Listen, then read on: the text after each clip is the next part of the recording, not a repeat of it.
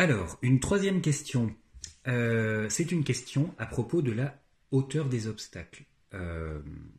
C'est-à-dire que la personne qui nous questionne nous dit qu'elle a des blocages lorsque les obstacles augmentent en hauteur. Alors d'abord, première chose, ce qu'il faut savoir, c'est que c'est le cheval qui saute. Donc si vous avez un cheval adapté à l'obstacle, ce n'est pas plus difficile de sauter haut ou large si vous êtes bien préparé. D'accord ? Première chose à savoir. Deuxième chose, ce qui compte, c'est d'analyser quels sont ces blocages et que faut-il faire, quels sont les conseils techniques pour débloquer les blocages. D'accord ? En gros, à cheval, il y a 3 grandes catégories de blocages qui sont les plus courants. Mais vous pouvez en avoir d'autres, mais je vais simplement vous parler de ces 3.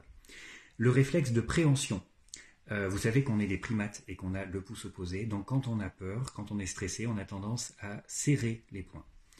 Le réflexe de préhension, c'est quelque chose qui est bien connu. Les nouveau-nés serrent le doigt comme ça quand ils naissent très très tôt. Et les chevaux détestent ça parce qu'ils se sentent prisonniers et le contact du cavalier qui se durcit, c'est quelque chose qui donne des appréhensions au cheval cette fois-ci.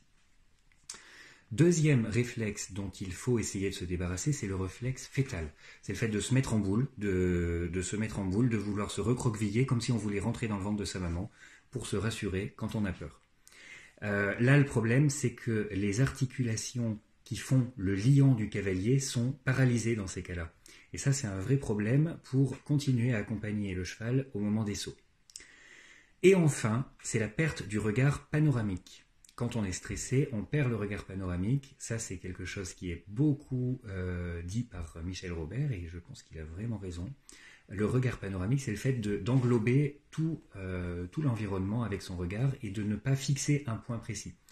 Vous pouvez faire le test quand vous rentrez dans la carrière, même si vous avez quelque chose qui ne fait pas peur ou même s'il n'y a rien, fixez cet endroit précisément avec votre regard et vous pouvez être sûr que votre cheval aura peur de cet endroit, même si ce n'est pas quelque chose d'inquiétant.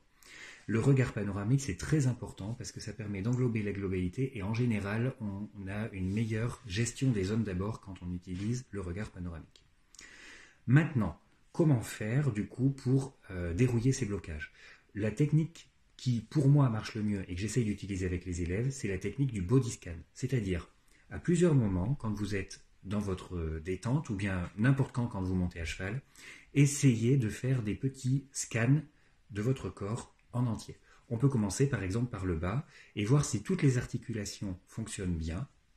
Cheville, genou, articulation coxo-fémorale, épaules, coude, poignet.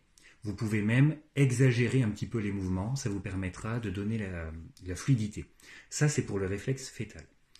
Pour le réflexe de préhension, c'est surtout adoucir le contact avec la bouche du cheval qui compte.